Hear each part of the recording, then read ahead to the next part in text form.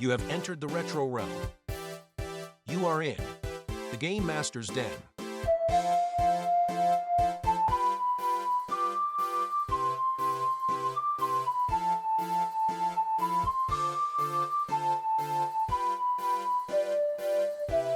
Tonight's episode, the Serpent Wood and the Sorcerer Spire, a DCC adventure. Welcome back to the Game Master's Den.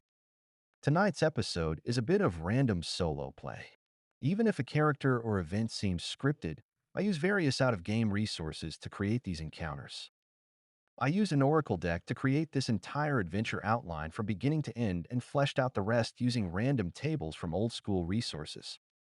This first part, the Serpent Wood and the Sorcerer Spire, does not have very much combat. This part is mostly the plot hook in Adventure Act 1. Act 2 and 3 are in the next part. This is my first foray into dungeon crawl classics and solo play. As a result, I may have forgotten some rules and will remember them later. I'm trying to keep a dark fantasy high adventure vibe, but also keep the deep details you'd expect from such a narrative. One caveat is currently the other NPCs and party members don't talk much, as the judge speaks for them. I'm trying to improve with this aspect, though getting multiple voices can be frustrating at times. Fun over form is my philosophy. Rule of cool. I hope you enjoy this episode. The next one promises to be so random, by the end you will be thinking, what insane powers has this weird wizard meddled with?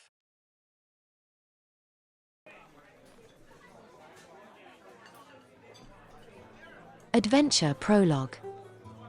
2 weeks have passed since the ghost of Moonricket Bridge was released from its earthly bond. Cloris has been living off the sold spoils from his first adventure and is practically broke. He has also been asking Father Elias to try his best to inquire from travelers and locals information. Cloris wants to understand the nature of the crystal globe and the ancient magical bronze rod he owns. The local inn and bar known as the Mixwater Tavern bustles with activity on this chilly autumn evening. Patrons gather around the roaring fire, sharing tales and laughter. The air is thick with the smell of roasting meat and freshly baked bread. Alan the minstrel plays lively tunes on his lute, adding to the merriment. Travelers and locals alike crowd the common room as the fire crackles, casting flickering shadows on the walls. Connor the innkeeper tends to the bar, pouring ale and wine for the thirsty crowd. The atmosphere is lively, with music, chatter, and clinking glasses filling the air, creating a cozy and welcoming atmosphere. The roar of a small group of men gathered around two muscled men arm wrestling can be heard loudly. It is Cloris arm wrestling with a known traveler from the South Roads. Sweat is beading on the arms and brows of both men as they show this contest of strength. Roll a check against DC 12 modified by your strength modifier.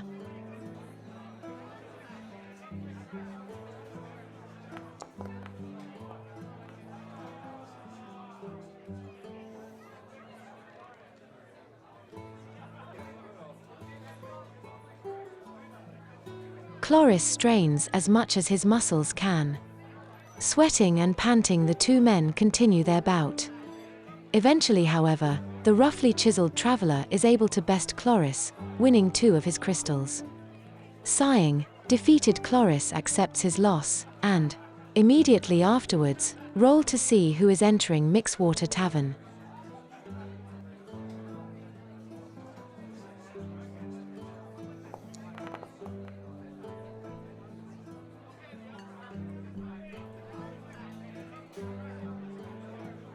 Father Elias enters the tavern looking haggard, tired, and pursued. The religious leader's eyes dart back and forth as he scans the room. When he notices that you have noticed him, he ushers you to sit with him in the corner of the room, slightly further from everyone else. As he begins to whisper to you, "My son, you have paid a very large tithe to the temple, and in thanks I have information for you I've gathered from pilgrims. The pilgrims have said the wizard Cadmus lives in a tower in the southeastern forest. He knows about the artifacts you possess. A small village is deep within the forest, nearby. Keenstone Village, which houses a forest garrison of the local baron's men. It's often viewed as a small town surrounding a keep. In reality, it is much smaller than that. My intuition says they're up to no good. I need you to help me out. I know you need your own information, but could you please earn Cadmus' trust and stop him if you discover he's up to no good? I need you to have another big fellow with you, or he may not believe you are mercenaries.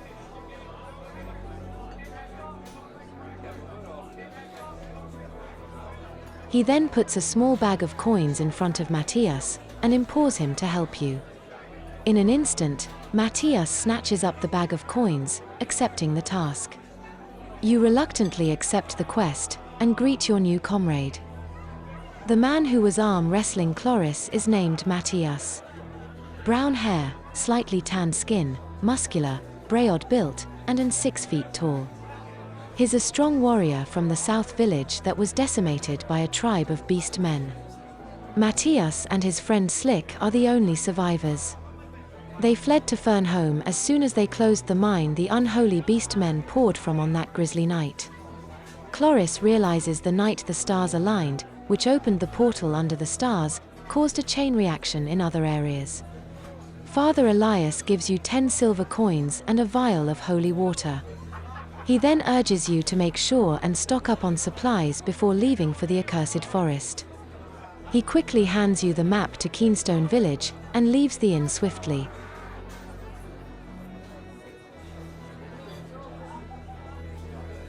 The entire duration of the early evening you make preparations to leave at first dawn with Matthias and Wando. The evening air, crisp and cool, reminds you that winter is swiftly approaching. Soon, there won't be many other opportunities for work until spring's thaw. A trip to the unknown village east, Keenstone may hold all your answers. You are to discover the location of the Tower of Cadmus and discover what he's up to. Your other task is to discover the mysteries of your artifacts. Tomorrow begins your next adventure.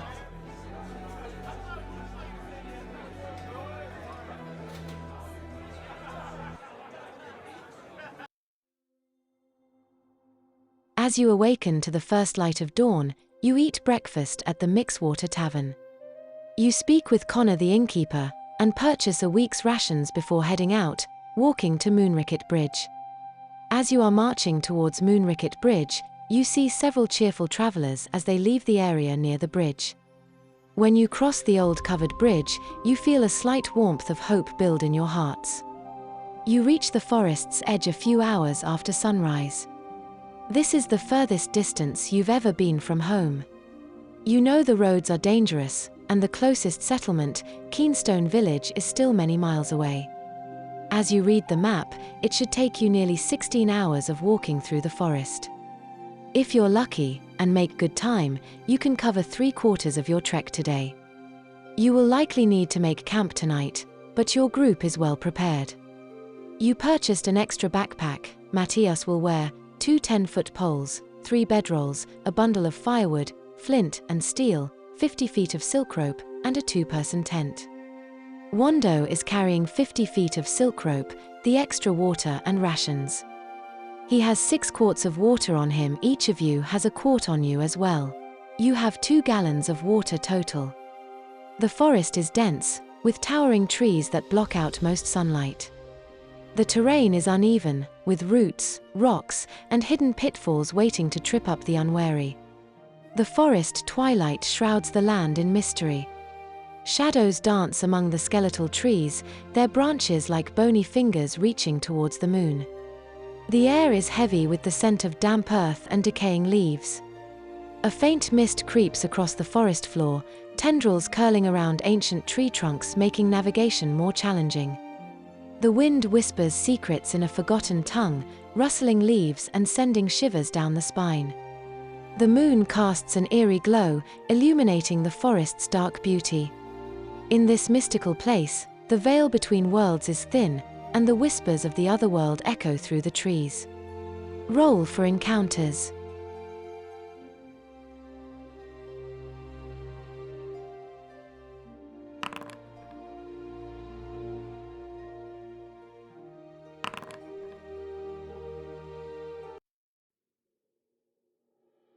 A buzzing fills the ancient woods as a monstrous fly, with wings like stained glass. A putrid stench fills the air as it descends upon the party. Roll for initiative.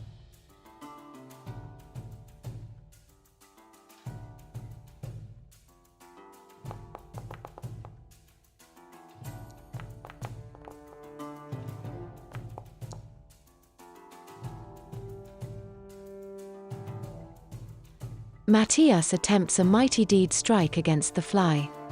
He's trying to cripple the fly by cleaving its wing with his sword.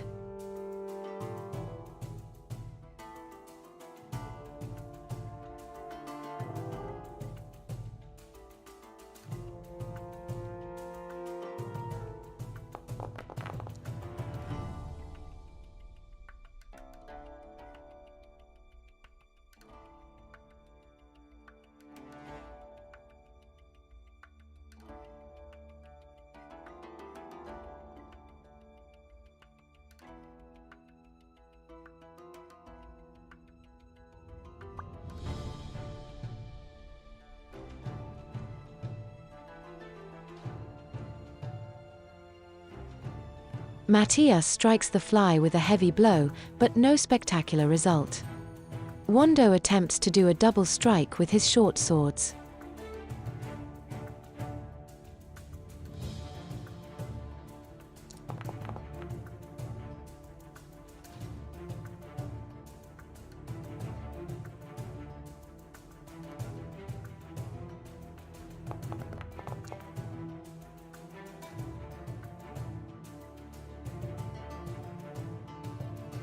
Wando swings his swords wildly at the giant horsefly, barely grazing it with an injury.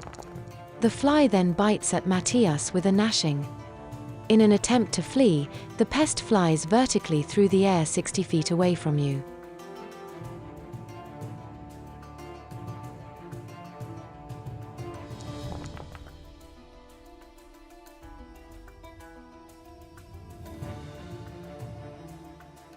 The fly, after completely missing its attack against Matthias, flies away as Chloris shoots an arrow at it with his longbow. The arrow misses the fly as it escapes, but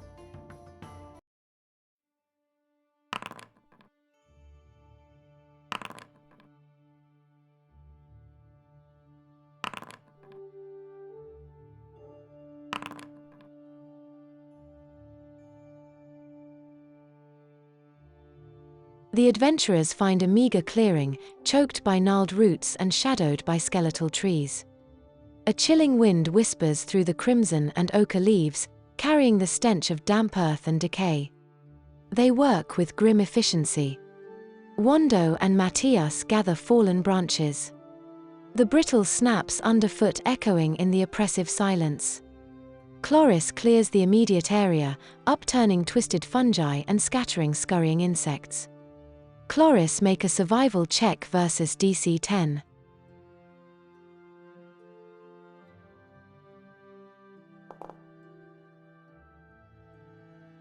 The others return to the camp with plenty of firewood.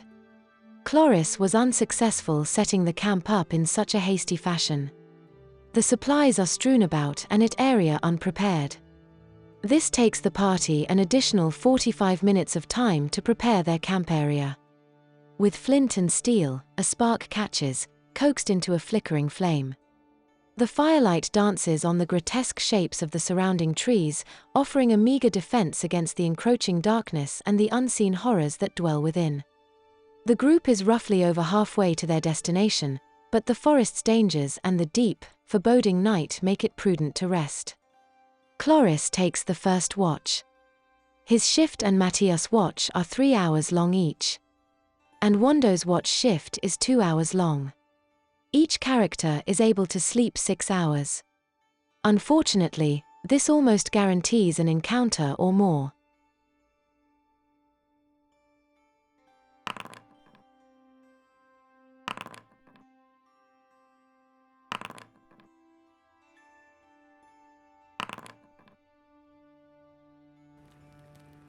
The crackling campfire casts dancing shadows on the canvas tent as a chill mid-autumn breeze whispered through the rustling leaves of the forest.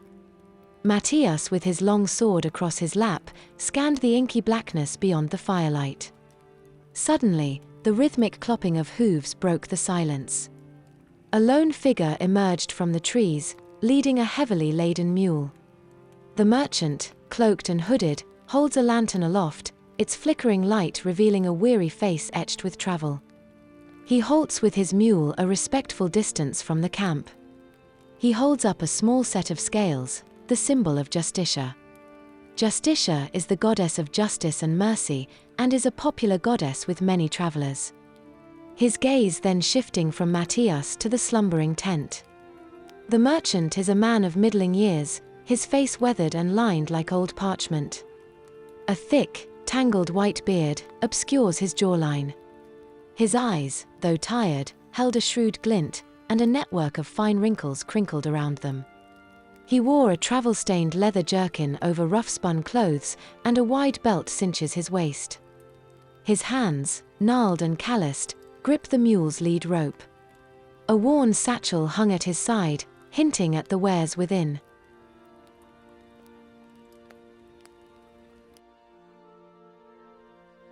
Hey there. I hope I didn't startle you. I was passing through, looking for a place to sit down and rest a few hours. Do you mind if I sit with you? I need to rest these legs and my mule a bit. I can share my rations and make good trade for coin if you're interested.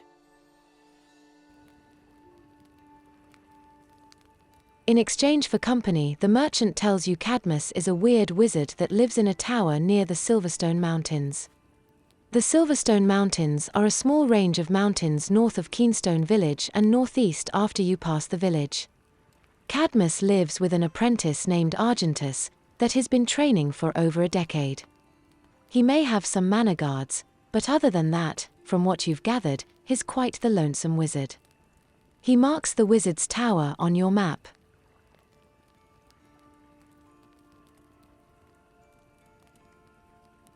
The wandering merchant leaves you, and Matthias gets some rest while Wando starts his watch for the morning. Roll for encounters 2 times.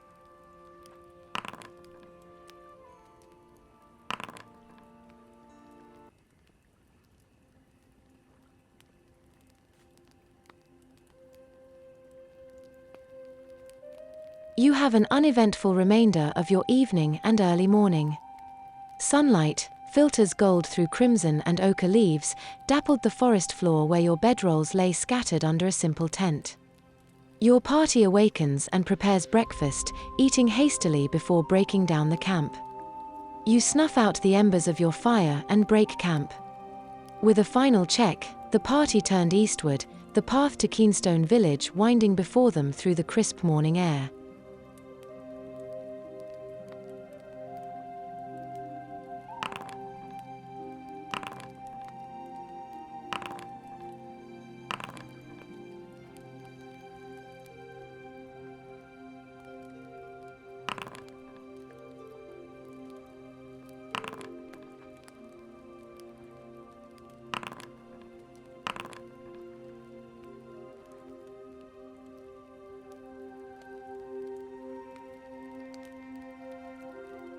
A faint, earthy scent of decaying leaves and damp soil hangs in the air.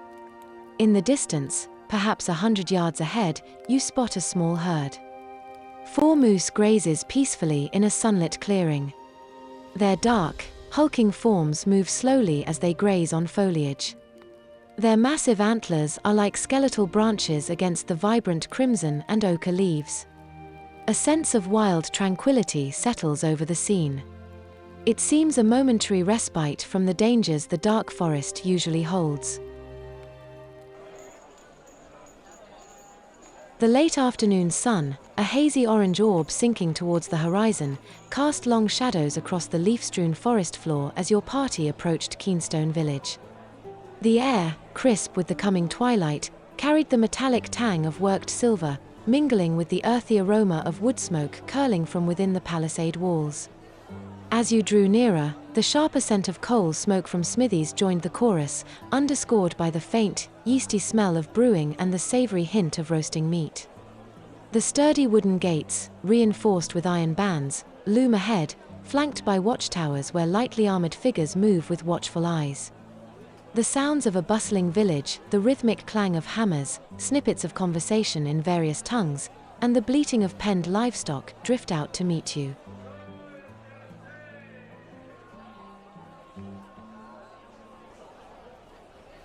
Rough-hewn timber buildings line either side of the muddy wagon-tracked streets.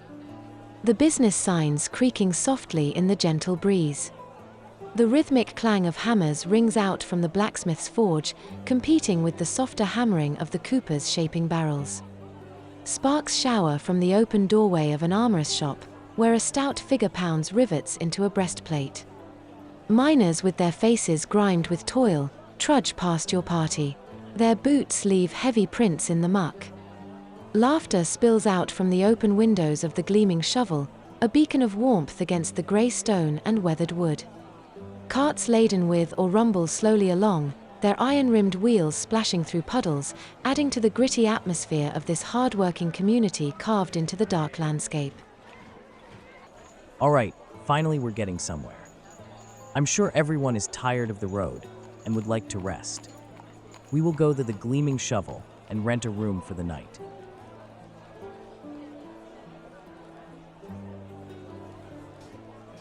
The air inside the Gleaming Shovel is thick with the mingled scents of roasted meats, spilled ale, and something vaguely floral.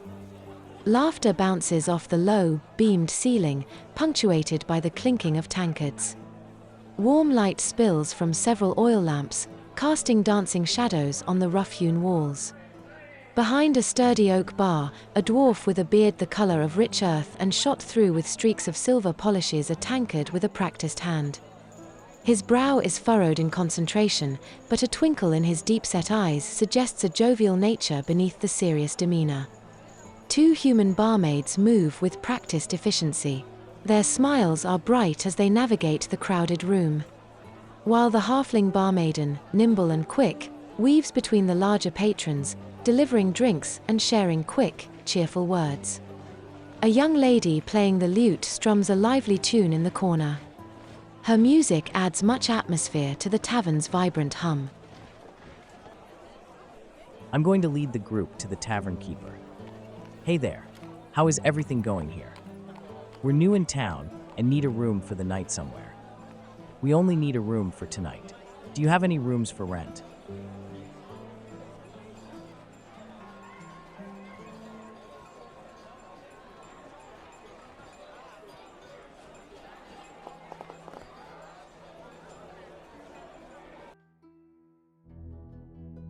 The otherwise jovial tavern keeper seems extremely offended by your words. A palpable stillness descended, the warm, smoky air suddenly feeling thick with unspoken disapproval. The dwarf behind the bar, his earthy beard glinting with silver threads under the dim lantern light, pauses his polishing. His brow, previously creased in focused attention on the tankard in his calloused hand, now furrowed deeper, his jovial twinkle replaced by a flash of annoyance. His deep-set eyes narrowed, and a low rumble emanated from his chest. "Well now," he grumbled, his voice surprisingly resonant despite its low pitch.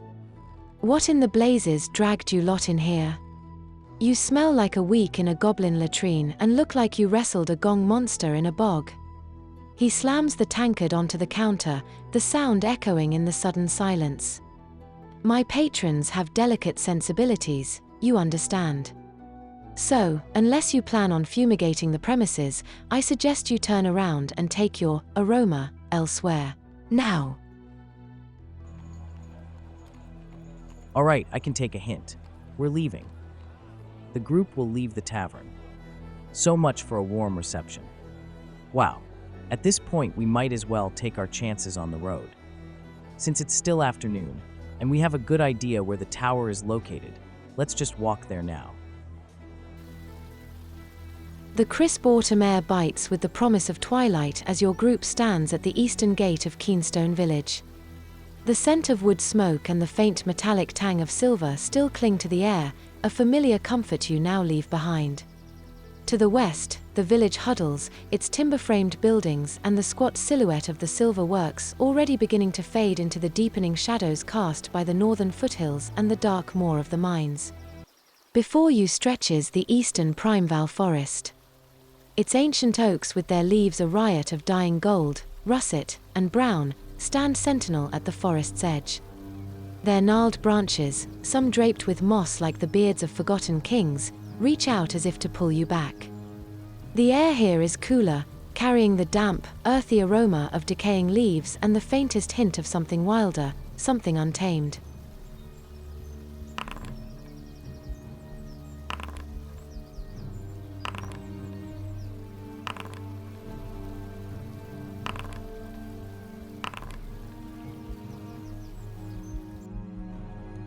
Your party travels at night on the road east of Keenstone Village.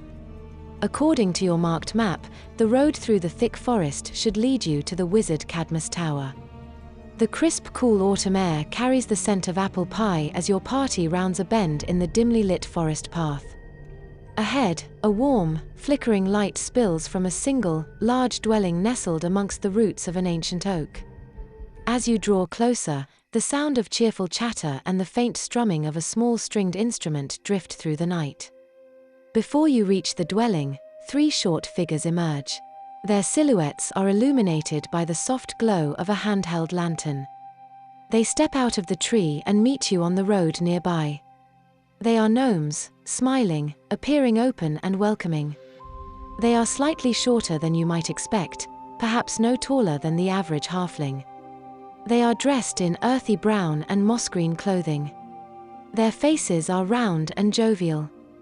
One has a neatly trimmed brown beard, another has a long auburn beard that trails down low, and the third has bright, inquisitive eyes and long, flowing auburn hair.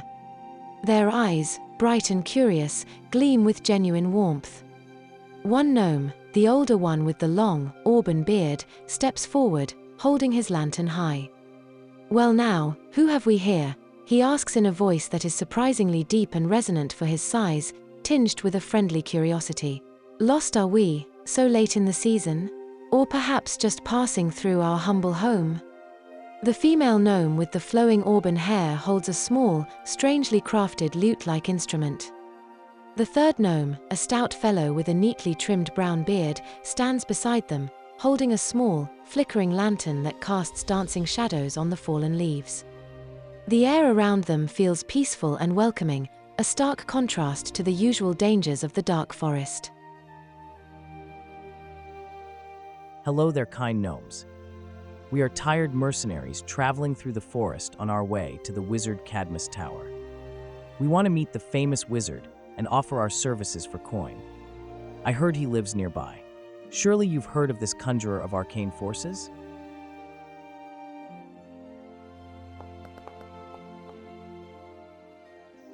Upon hearing you mention the wizard Cadmus name, the gnome with the longest beard quickly looks at the others, then looks at the ground. He says they haven't heard much about Cadmus, other than actually hearing him setting off explosions with his failed experiments. He then points out that you're only a few miles or so away from the tower. You just leave the path north about an hour or so and you should arrive. He then welcomes your group to come into their home and rest for the night.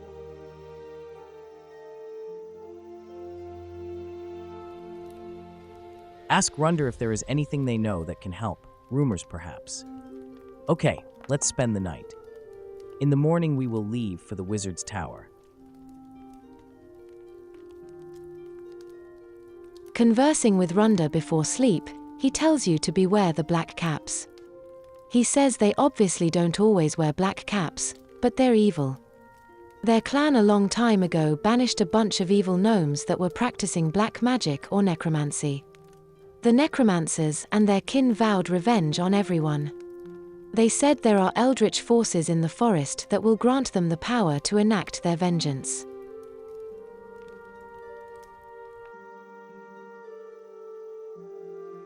After hearing that frightful folktale, you and your party go to sleep.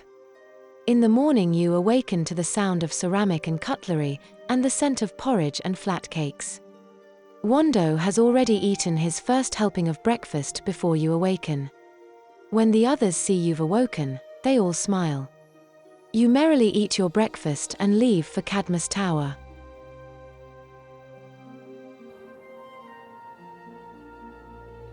The air bites with a crispness that stings your lungs, each breath a visible plume in the early dawn's chill. Dominating the low, rolling landscape before you stands a structure unlike anything your eyes have ever witnessed, a 5-story wizard tower built of massive, rough-hewn stones. Each block seems impossibly large, fitted together with a precision that speaks of forgotten arts and tireless labor.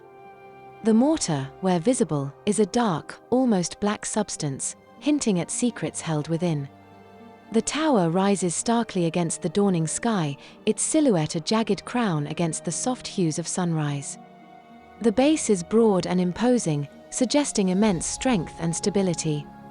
As your gaze travels upwards, you notice subtle variations in the stonework on each level, perhaps indicating different phases of construction or the whims of its enigmatic inhabitant, the wizard Cadmus. Narrow, slit-like windows pierce the thick walls at irregular intervals, offering no hint of what lies within. They appear more like eyes staring out at the world, guarded and watchful.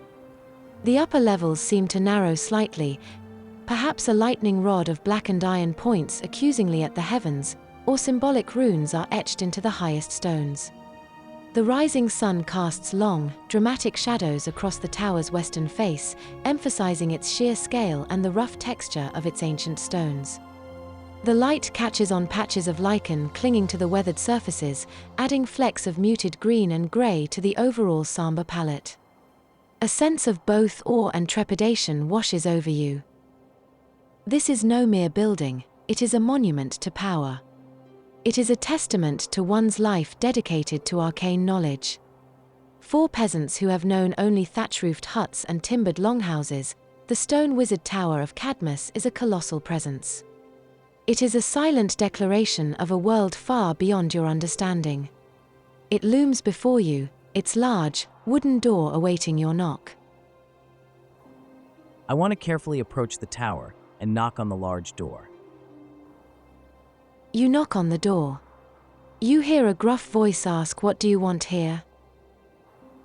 I've come here from Fernholm Village. We heard Cadmus is hiring mercenaries, and we're here for the jobs. The gruff man unlatches the door's lock and pulls it open ajar for your group.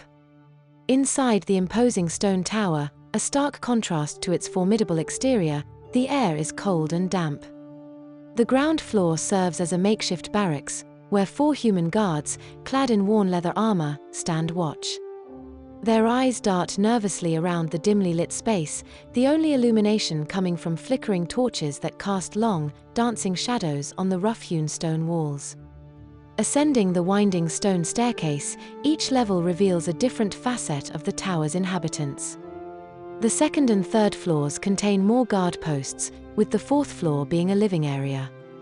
On the 4th floor, amidst the clutter of meager furnishings, you find Argentus, a frail-looking boy of 16. His clothes are dirty and ill-fitting, his eyes wide and haunted. He seems to shrink into the shadows, a stark contrast to the rough guards and the imposing tower itself. The 5th floor is Cadmus's private domain. An iron portcullis bars your entry to the wooden door. Hey there. I'm Argentus. I'm the wizard Cadmus' apprentice. Are you here to work for him and help him out?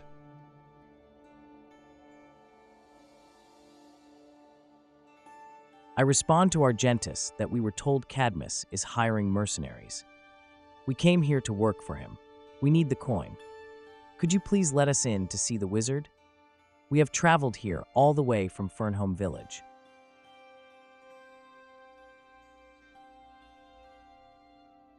Argentus nods solemnly, lowering his head and walking towards the wall where he does a hand gesture.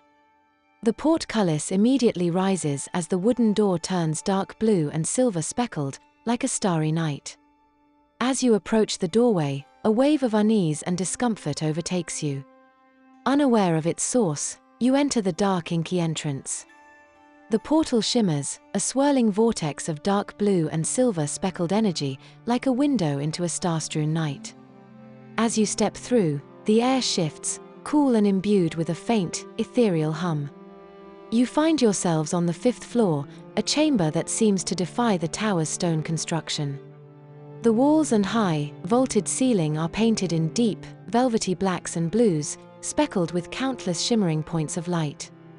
Constellations, some familiar, others alien, blaze across the surfaces, their patterns shifting subtly as if alive. The room breathes with a cosmic energy, a sense of vastness contained within these 4 walls. At the room's center stands Cadmus. His presence is captivating, almost dreamlike.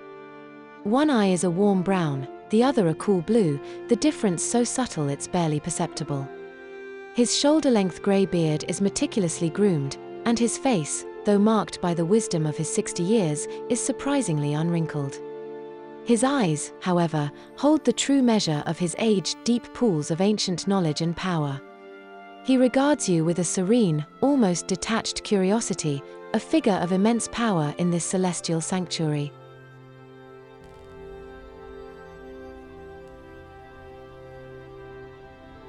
Welcome to my observer's library. You must understand, the books are obscured by magic. Once you understand, things may not always appear as they are. You will begin to understand yourself. I know why you are here. And more than that, I know what must be done. I know you carry with you the objects of power to be identified. I can identify these objects in exchange for your services. I also need you to leave them with me for 13 hours to study and identify them completely. You are free to observe my studies, or better yet, do my task. I need you to escort my apprentice and protect him. He needs to conduct a ritual to commune with a ley line of magical energy nearby. Where 2 or more ley lines meet, there is a nexus, and the energy can be tapped. I'm forbidden from telling you the exact specifications. The child must survive. The power from the nexus should be sufficient to let the child become the man. If you do this for me, not only will I tell you anything you need to know, but I will be in your debt. I know the other reason you have come, and can assure you, I am not the enemy of your father. I know much, too much, and there is a cost for that knowledge. What justice I will face from your temple of the Creator I will accept. Will you protect Argentus and help us?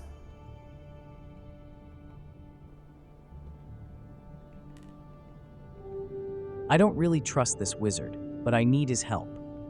I think at least getting the boy away from him is at least good. I don't want to leave the items with him, but it would save us time. He could study them while we do this task. He's not running off anywhere. But then again, will he give them back? Couldn't he just take them by force right now with a spell if he wants? I'll roll a die to determine if I leave the artifacts with him.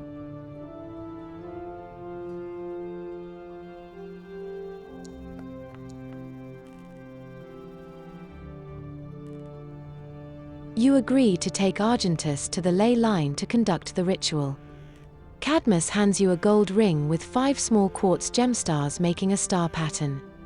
He explains the ring is attuned to untapped magic energy and will lead a practitioner, such as Argentus, to the ley line. He smiles kindly and thanks you for helping him. His radiant aura touches your soul and bestows upon you a feeling of hope and honor. All your previous negative feelings have washed away. You return down the stairs and inform Argentus he will be leaving with you. The child looks joyful, but confused. He quickly washes his face and hands in a basin and dresses in slightly better clothes. He takes a backpack, a black grimoire, and some rations with him as he leaves with your party. As soon as you walk outside, the sunlight is felt on your skin as a warm radiance. Argentus begins to shiver and wears both his sets of clothes and the ring to guide your party. Morning leads into day. As you are talking among your group and traveling through the forest, time passes.